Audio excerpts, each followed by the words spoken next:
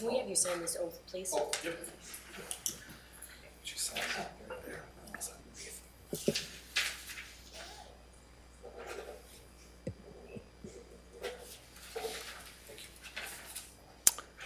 We'll move on to new business. The first item is approval of an intergovernmental agreement for the assessment duties for the years of 2026 through 2029 with Buckeye Township. Angie, would you mind coming up, please, and presenting this for us?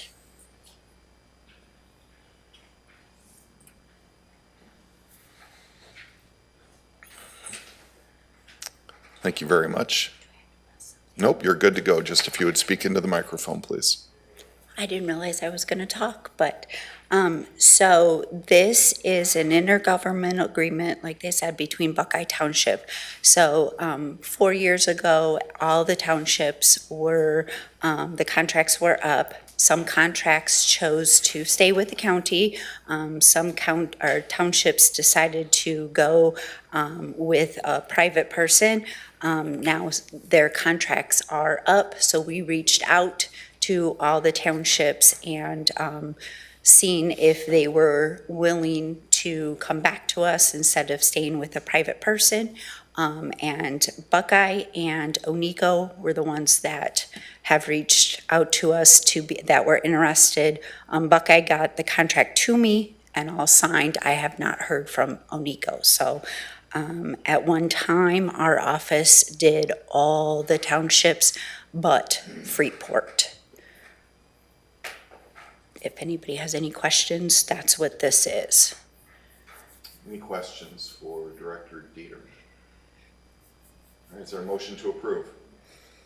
So moved. By Mr. Brandt, second by Mr. Jogerst. Any discussion? Seeing none, you may now vote. Thank you, Angie.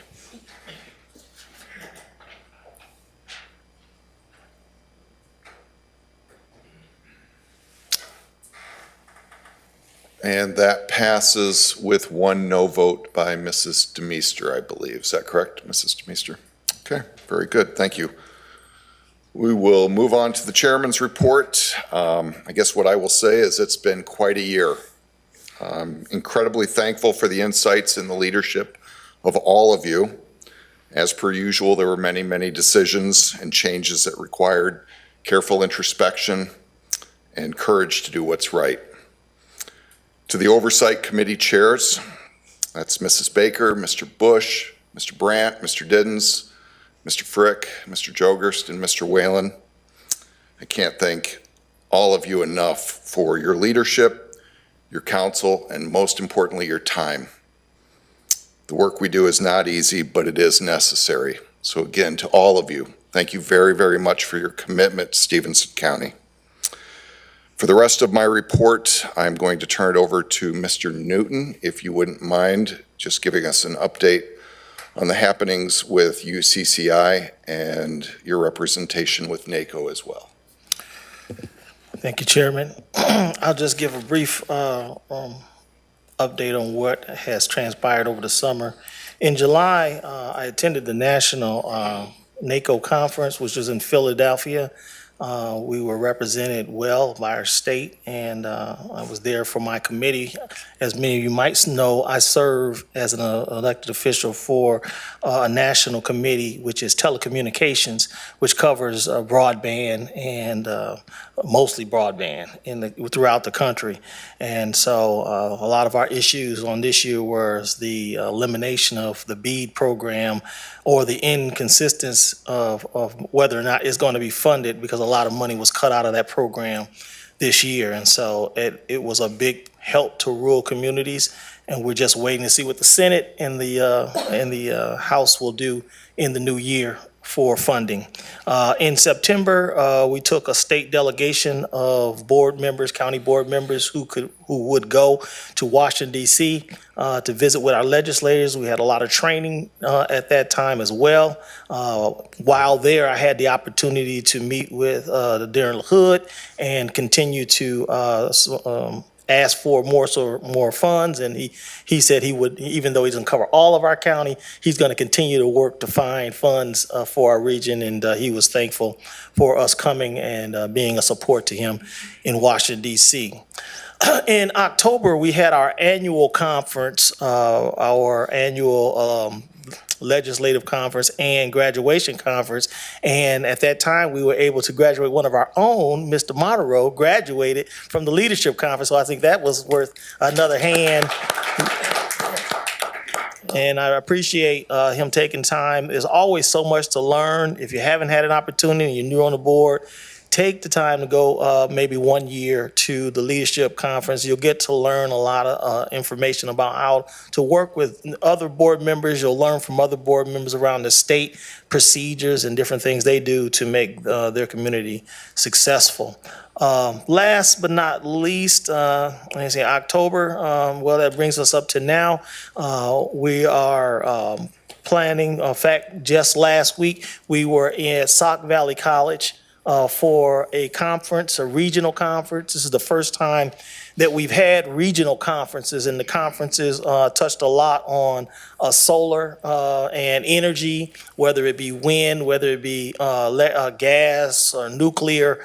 And one of the big takeaways is that in the state of Illinois, we're still short about 3,000 kilowatts of energy in the state of Illinois. And it is a hindrance because when new companies come to our state, they really ask them to bring their own energy project so that they can help fund and put more energy back into the grid. That's why you see a lot of solar fields going up still. You see some windmill projects have kind of died off a little bit, but solar is huge because it's a up and coming technology that is still working out well. So that is mostly what happened this year.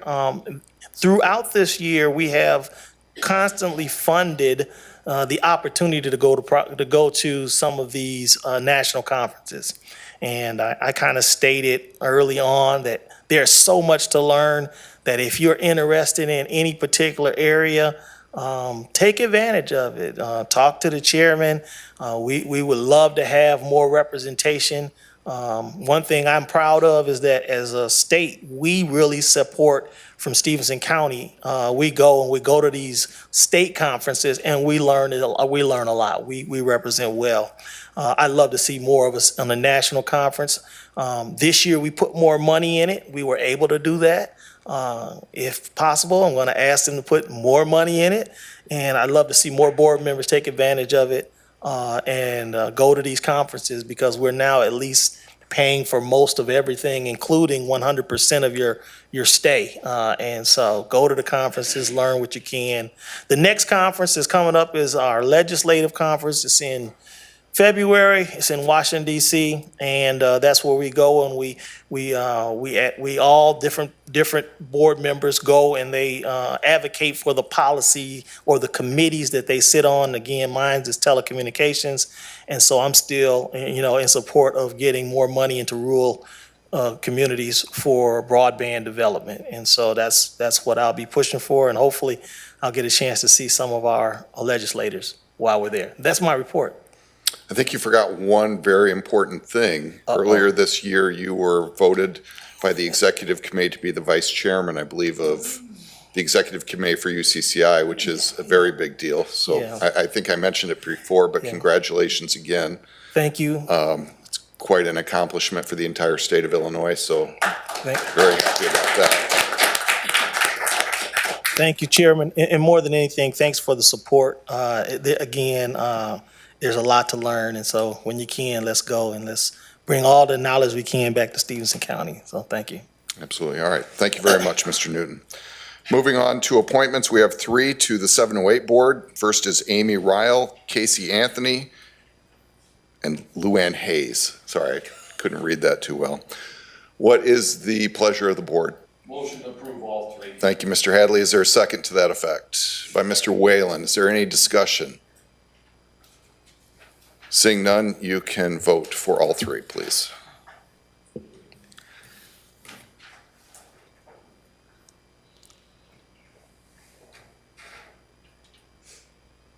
Very good. That passes unanimously. We'll move on to action items and information from standing committees. We will go to finance first.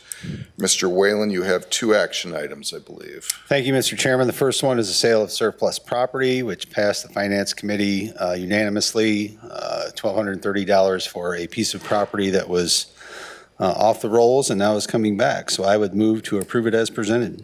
Very good. Is there a second? By Mr. Brandt. Is there any discussion?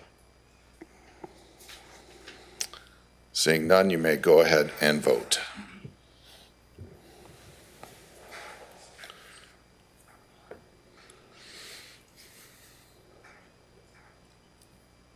And that passes unanimously. Your second item, please.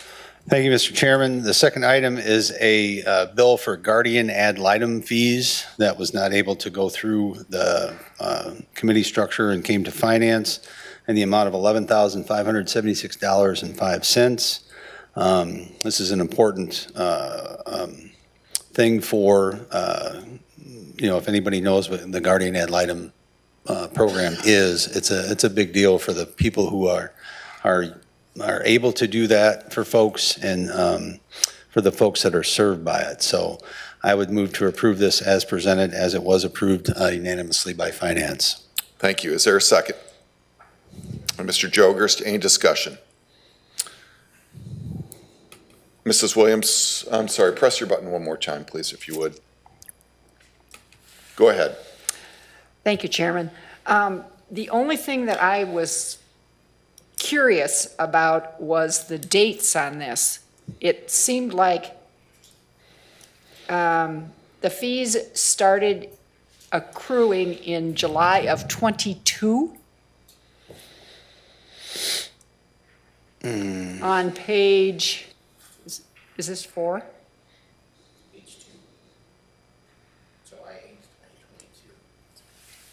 Yeah, that's the only thing I was questioning. It just seemed like that was a long time to not be paid.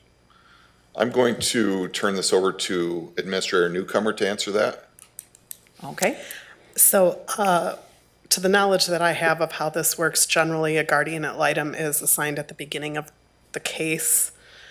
They usually don't bill for their services until they're completed with the court case. So that could be a family case that's taken a couple years to be settled.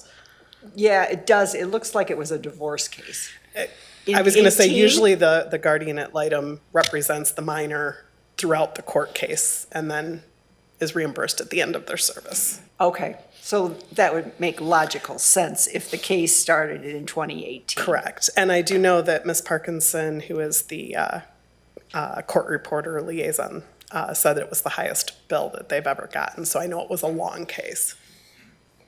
Yes, it is significant. Anything else, Mrs. Williams? Nothing. All right. Any other discussion on this? Seeing none, you may go ahead and vote.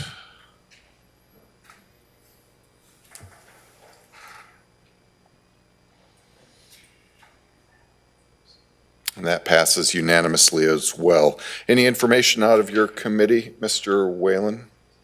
Mr. Chairman, I would just like to thank once again our finance director, our treasurer, our administrator in the process of, and all the committee chairs and the budget process this year. It was a lot of back and forth, and it was difficult to work through some of the stuff with the audit and the nursing center situation that we're in, which I hope is resolved soon. But I was very appreciative of all the effort that went into that, and I think we're in a good position this year. A little nervous about the coming years until we get this nursing center thing cleared up, but very appreciative of the effort that's put forth to handle the county's finances. So thank you. Thank you, Mr. Whalen.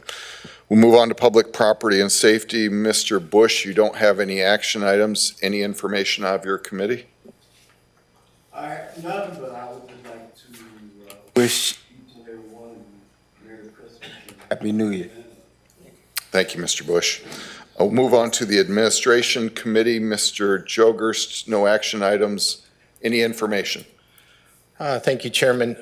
It was a pretty quiet meeting. Like I mentioned at Finance, there was a concern brought up by all those reporting to our committee about the copiers that we had approved on March 27th at that special meeting. So George is going to help us out with a list of what's going on and try to list out the issues, and then we're going to talk with the copier company and see how we can resolve that and make things better. So we've got to get the information and then we'll work on that. So other than that, Merry Christmas, everybody. Thank you. Thank you, Mr. Jogers. Move on to court services. Mr. Diddens, no action items. Do you have any information for us?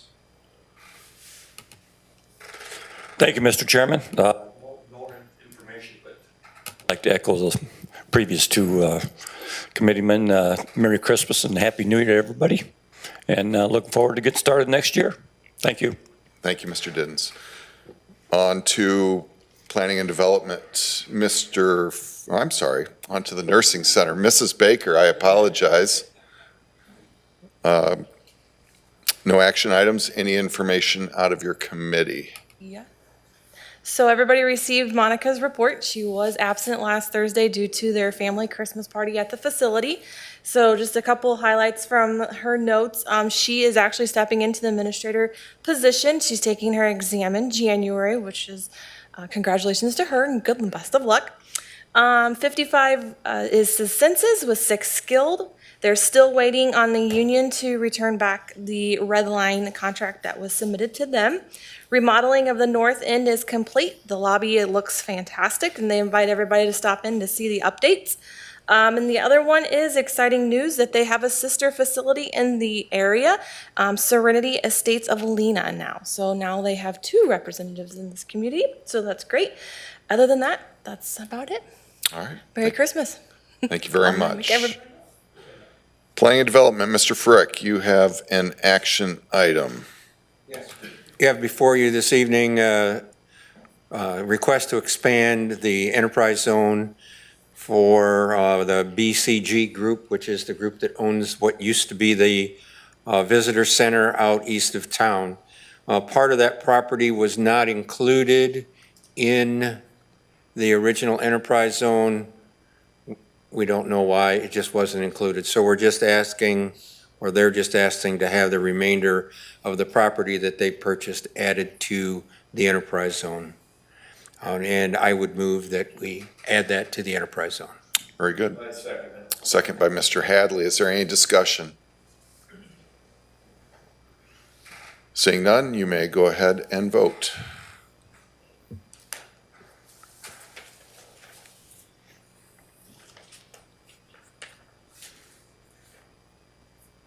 And that passes unanimously. Any other information out of your committee, sir?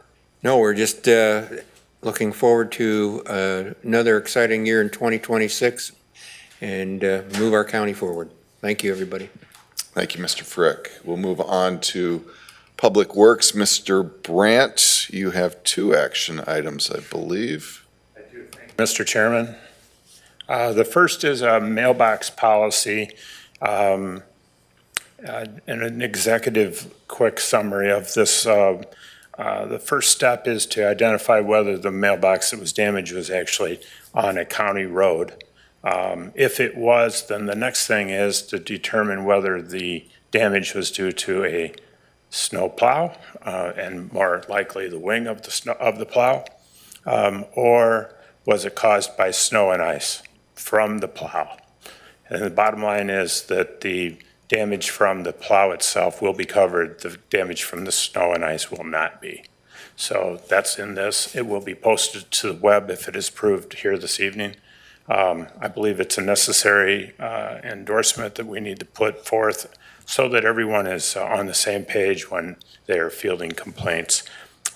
This sheet does have a phone number to be able to contact the highway department, an email address, and also a link to all the county roads that are in the county, so people can look to see whether they are on a county road or not if they're in question. With that, I make the motion to approve this policy. Thank you. Is there a second? I'll make a second. By Mrs. Williams. Is there any discussion on this? Seeing none, you may go ahead and vote.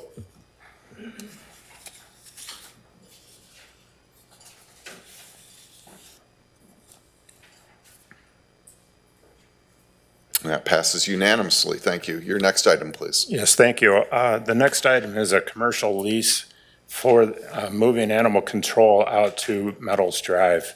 We've been working on this for a long time, and so it's exciting to be able to bring it forward to everyone tonight.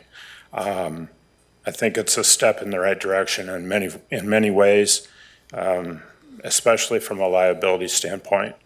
I've been over this lease a number of times. I know Mr. Larson has approved it as well and read through it. I think it's a solid opportunity for us, and with that, I move to approve this commercial lease. Is there a second? Second by Mr. Modero. Any discussion? Mr. Hadley, go ahead.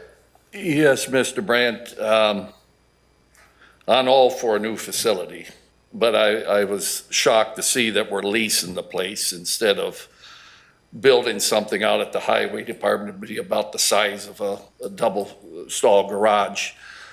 We were always pursuing that one time, but I have some concerns, not with the lease, but maybe to add some things to the lease, is that I've been out there twice already. Tonight I went out to see what the lighting was like out there, because one thing is that we got to look at taking care of our employees security-wise, and making sure that they're safe in this place. The lighting is all right. The lighting is coming from another parking lot. But do we have cameras out there? The short answer is no, not tonight, but there are cameras on the plan for improving the facility. So that is part of the outlook. Because safety is very important, because, we have a lot of buildings and we have cameras in these buildings, and I want to make sure our employees are safe, because sometimes we have outright people that are upset, if their animal's been taken and, So we are going to be installing cameras out there, outside and inside then, correct? That part of the plan details have not been presented to me, so I can't tell you how many cameras or where they will be placed, but I do know security cameras are part of the build-out plan at this point. Of the 40,000 that we put to the side? That's correct, yes, sir. Are they okay with that, the owners out there, that we put up cameras? I mean, it's nothing in the lease that says that we can put up cameras. Yeah, yes, as far as we know, there's no objections. I have to say, and not to get out too far in the weeds on this, but the people that are considered the landlords of this lease have been extremely easy to work with, and so I think they are so accommodating that if we went to them with a concern, we'd be able to resolve it with no problem.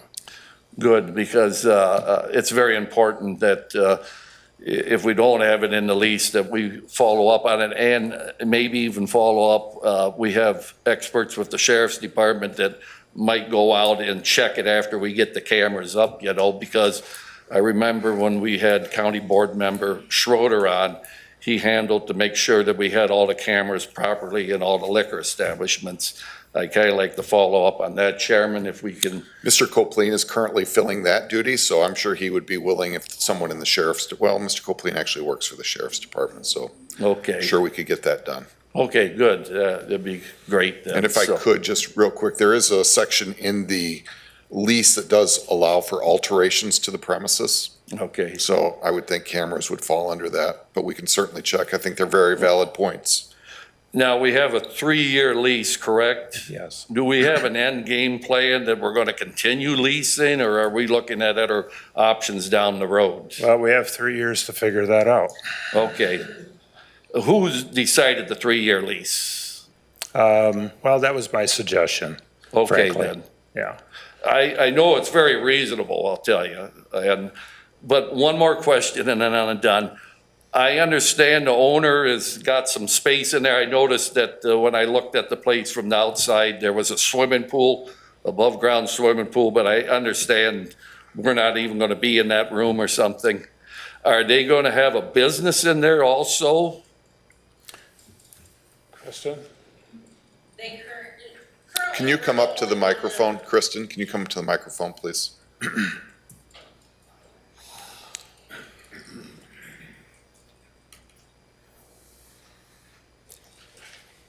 Thank you. Currently, we're the only ones leasing anything in the building. They are looking for maybe possibly having a groomer in there. The greenhouse, we're not using at all. The pool's empty. It's fenced off. It will be fenced off, door locked. Nobody can get in there. And I see she's gonna continue to have an office in there then? There's one office that's open for rent, technically. Oh, okay then. So we might not be the only renters in there. Correct. Okay. But all our areas will be locked. Okay, So nobody can go in and let a dog out or let a cat out. Everything that we have will be locked. and I noticed out there, the gates didn't have padlocks on it. Hopefully you're gonna be putting Correct. padlocks on it. Yes. We don't want people coming out and Correct. dumping cats and dogs. Exactly. Or else they'll probably throw them over the They fence. still can, honestly, Yeah, but so- I meant, we have animals dumped at the animal hospital on the front stoop all the Yeah, time. that's So what it's it- gonna happen, but yeah, eventually part of the build out is fencing in all the back area. That way, even when our dogs are out in kennels out back, there's still an extra fence. So if somebody gets out or if somebody tries to go in, it's fenced so nobody can get to them. Okay, thank you. That's all You're I have, welcome. Chairman. Thank you, Mr. Hadley. I appreciate your insights on that. Thank you, Kristen. Any other discussion?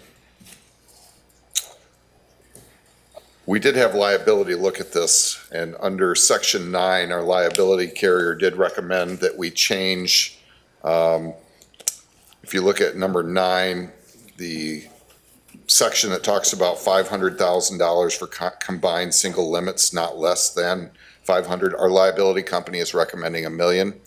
Kristen did talk to the landlord, and they did agree to that, but that's not what was approved out of committee. So I would like, if the board is willing, to make a motion to amend this agreement on Section 9, changing 500,000 to $1 million, if you're so willing. Make that motion. Thank you, Mr. Hadley. Is there a second to that by Mrs. Hayes? Is there any discussion on the amendment alone? Seeing none, you may vote for the amendment.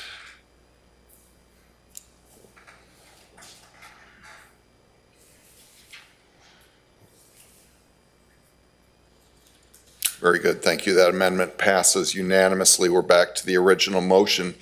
Is there any other discussion on the original motion to approve? Seeing none, you may go ahead and vote.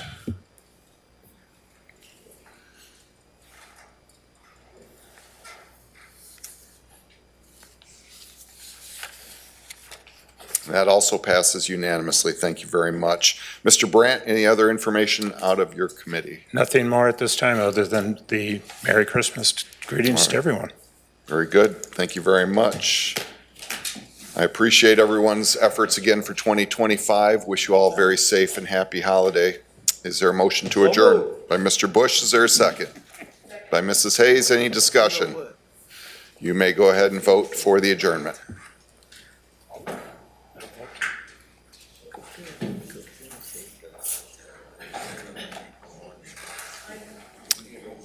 And that passes unanimously. Thank you, everyone. Here you go.